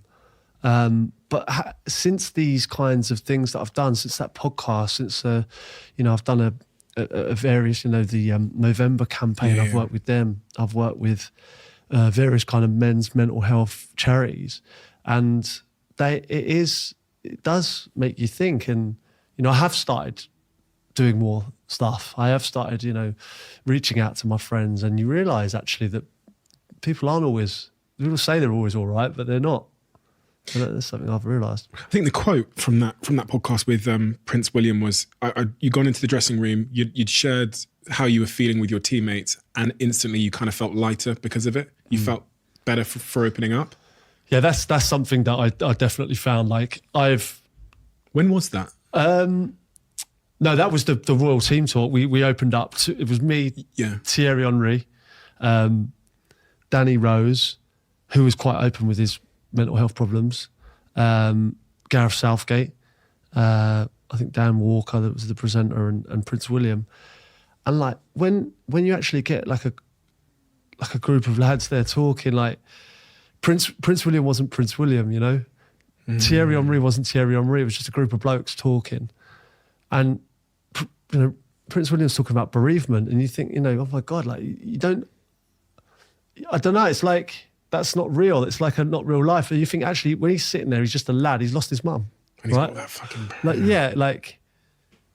It was an amazing talk because you're not seeing her as Princess Diana and you're not seeing him as the future King of England. You're seeing him as a man who's struggling, who's lost his mum. And I think sometimes when you read things and you look at things, like I say, it's that thing of playing football and not realising that they're actually, it's on a human level. He's just a fella that's lost his mum and has struggled with that over time. And when you say you opened up, you're referring to the stuff you've talked about today with... Yeah, me personally, I opened up about, looking different a bit, and getting heckled and being sort of that impressionable teenager and sort of dealing with that kind of pressure of looking different, if you like. Bizarrely, that's become sort of like my superpower now. It's become sort of me. It's like I'm recognisable. I am. I think people understand, like, all my insecurities, if you like, have been what has probably made me successful in the stuff that I've gone on to do. When you do look back at your success, and in hindsight, and you go, okay, maybe this was a big part of it, this was part of it. What are the key things that, in hindsight, you go, that's why I was successful? Because earlier on you said, like, most of the football players, especially the strikers, didn't look like you. But you were still successful. You still played at the very top of the game. You still had the England caps. You still scored all those goals for England. So what was it about you? Listen, I had ability. I felt like I was a good player, and I worked on that. Like, that was something that if I was going to be tall, I wasn't going to be what everyone thought I was going to be, which was that big target you can lump the ball up to. I wanted to have technical ability, so I worked on that. I constantly worked on that. So that was obviously something that stood me out. And then I had to work on my heading because I was incredibly tall, but I didn't have to jump as a young lad. And then when you get to play professional football, you realise that people are going to jump, they're going to beat you in the air, and it looks ridiculous if you're 6'7" and you're losing headers. So I had to work on my heading, and obviously it's determination, it's the will to succeed, it's the desire, it's the ability to deal with knockbacks that stand you out probably from the rest. Knockbacks. Did you ever have a experience with, especially through the period with Liverpool where you went 18 games without scoring and the various twists and turns throughout your career? Did you ever experience anxiety? Yeah, I'd say so. I mean, listen, I'm not an expert on this field. I wouldn't say I'm an anxious person. Like I say, I'm a glass half full kind of person, but I would say, of course, like in football in terms, of course, I was anxious. I was snatching at chances. And was I anxious off the field? Yeah, couldn't switch off from it. Couldn't stop thinking about it. Couldn't sleep. So Couldn't sleep. yeah, I wouldn't have been able to sleep. Certainly after games, but I found that difficult anyway. That the kind of buzz that you get from playing a match under the lights, especially, is so difficult to sleep after. I think physically impossible at times. Where are you now in terms of your mental well-being and your mental health? Yeah, good. Yeah, like I would never.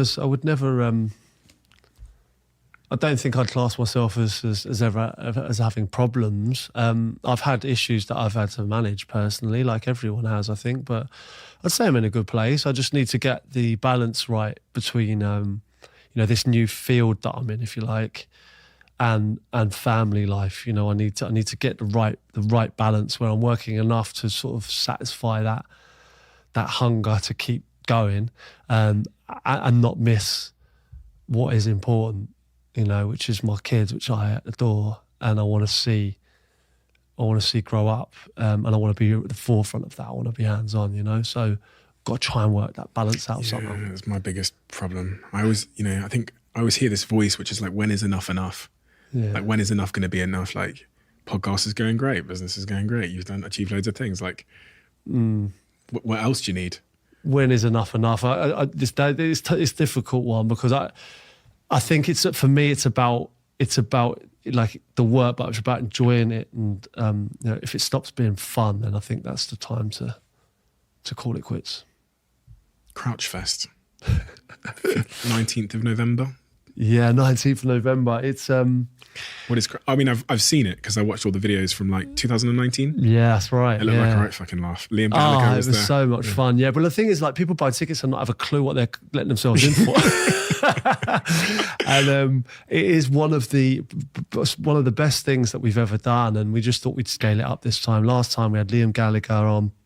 We had Catherine Jenkins singing the Champions League anthem. We had the fella that wrote the Champions League anthem spoke to us. Tom Grennan, You Me at 6. We had people dressed as referees, fancy dress. It was absolute carnage. And now we're at Wembley Arena. We've scaled it up. Wembley Arena. Wembley Arena. Jesus Christ. Yeah. So, I mean, we've probably bitten off more than we can chew.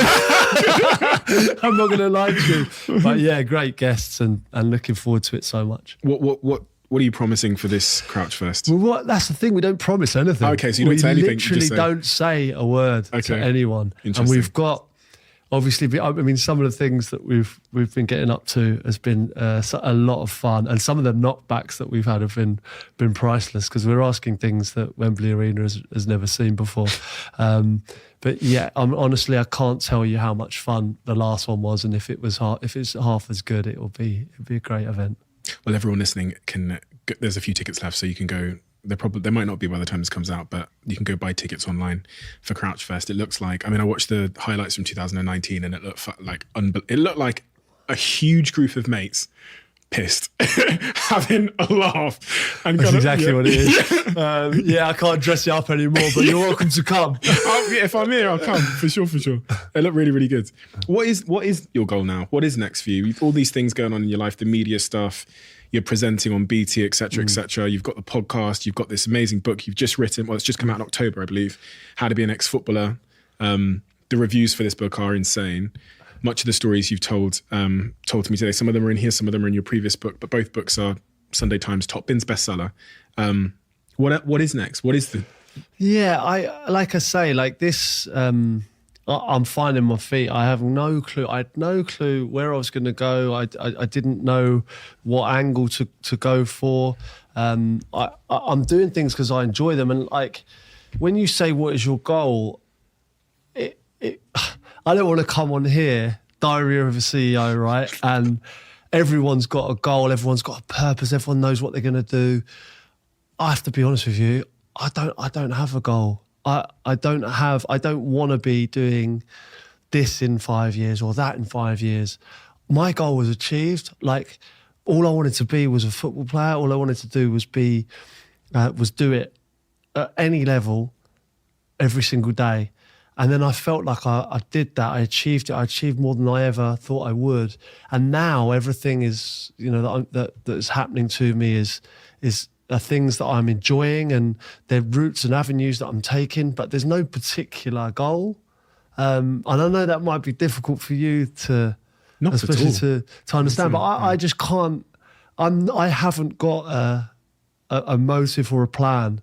I'm just living each day and enjoying each day that I'm given, and I feel like I'm blessed in the situation that I'm in. But this is genuine. That is the most genuine thing I can tell you. I don't have an end goal. I think you'd be surprised how common that is. I think people think that I have everything figured out, or a god, necessarily like a North Star or a god. But I've said on this podcast a million times that I've never written a business plan in my life. It's really about like doing my best today and doing that every day, and kind of being open to the things that come along. Because goals can also be really unhelpful in the sense of like, it might make you miss an opportunity. If you had a goal when you left football to become a coach, you might have missed the opportunity to do the podcast or all these other things. Well, I feel like it's also narrow-minded in some way. You go like, you have the end goal, but like you say, these missed opportunities, like I did the book, I did the podcast, and things took off, and then opportunities come off the back of that. And as long as those things are going well, the opportunities will continue to come, and then you might find that you enjoy something else or a different avenue, and that is where I'm going. I'm on a journey that I have no clue where it's going, but I'm enjoying it, and long may it last. At the start, you mentioned that the way you were treated when you were younger, looking a bit different, meant that you used kind of self-disparagement, criticizing yourself, making a joke at yourself first as a defense mechanism.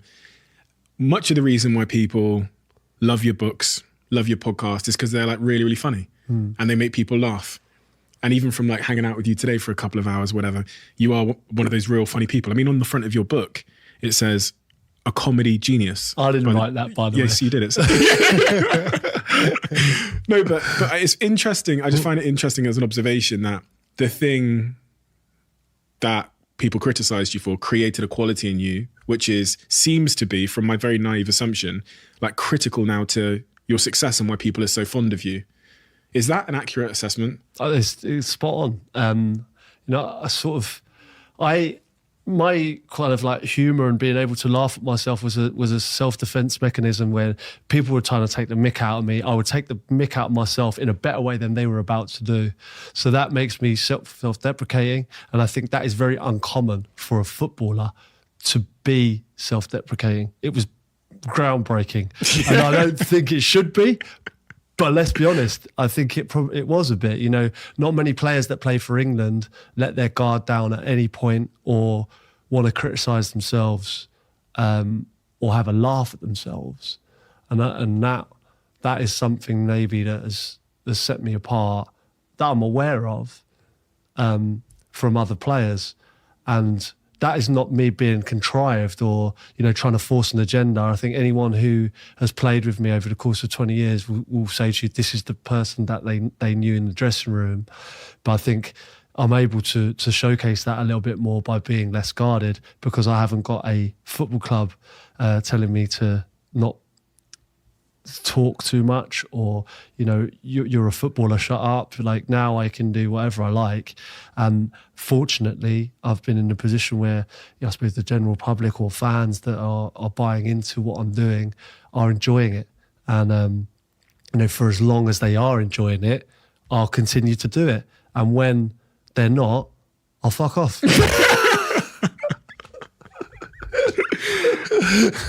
It reminds me a lot of Lewis Capaldi, who I sat with, where he just seems to just be doing whatever the fuck he wants to do. Yeah, I admire him so much. Like, he's the kind of thing that I love to see. Like, and I watched it recently. I think he was on Jonathan Ross, and He was brilliant. Like, he's hilarious, and he looks like he's enjoying what he's doing, and he's himself. And I think that is what I'm doing. And I'm thankfully people are hopefully enjoying it.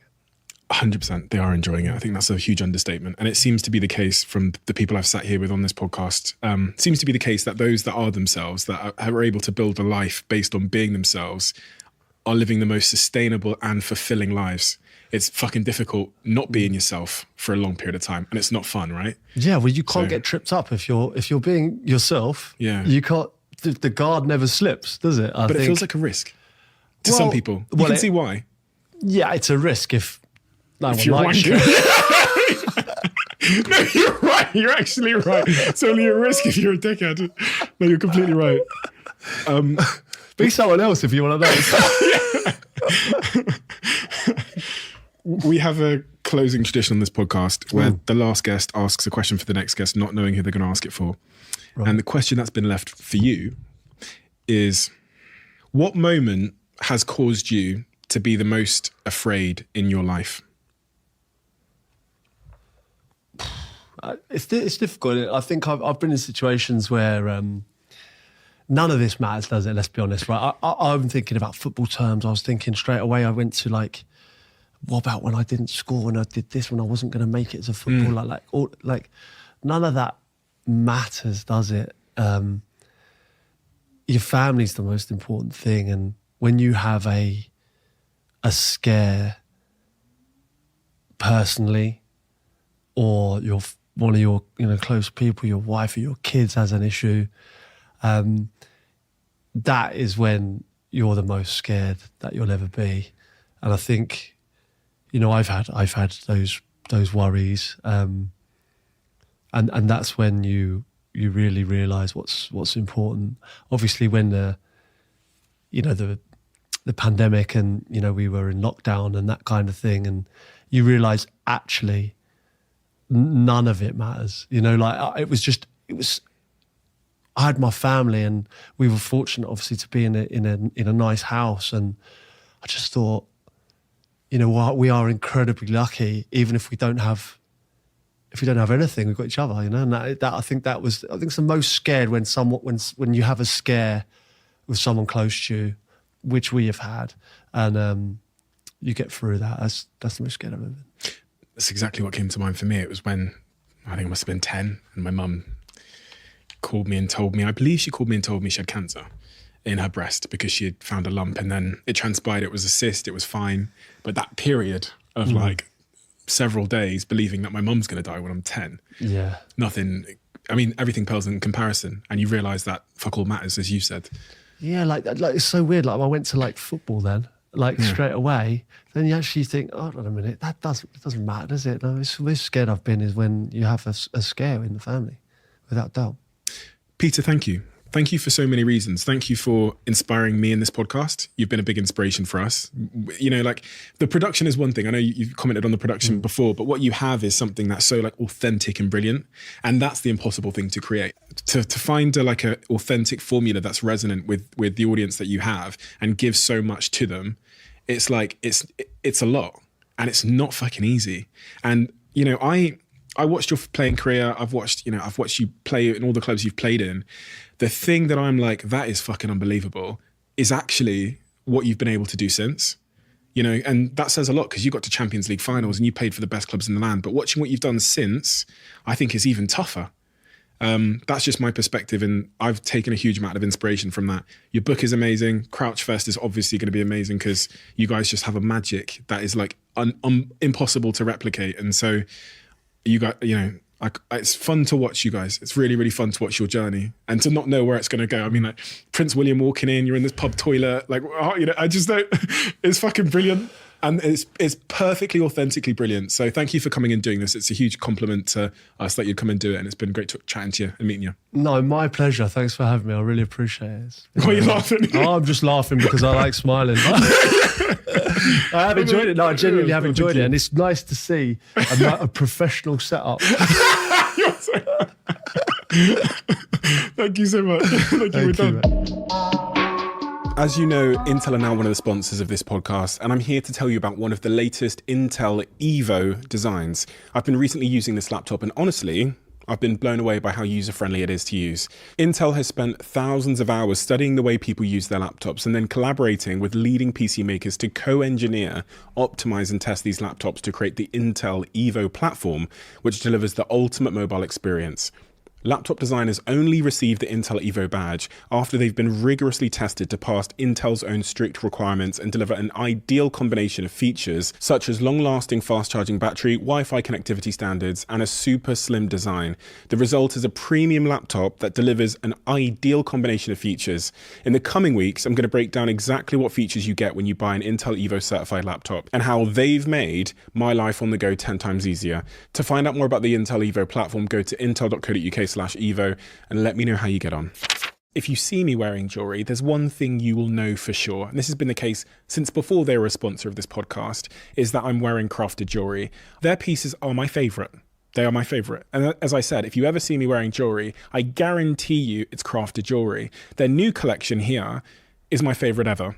It's the most affordable, brilliant, versatile, wonderful, high quality jewelry I've ever seen. And as I said, the meaning of the pieces, as you can see if you look at some of these pieces, for me, of course, it's interpretation, but optimism, freedom, those are the kind of hints I get through. And my favorite piece of crafteds of all time is actually a similar piece to the one that Conor McGregor has. Conor McGregor has a crafted piece, and it's of the lion. If you're looking for male jewelry, maybe for Christmas or Black Friday or something like that, and you're looking for stuff that is high quality, that is high in meaning, and that is aesthetically beautiful and on trend, look no further than crafted.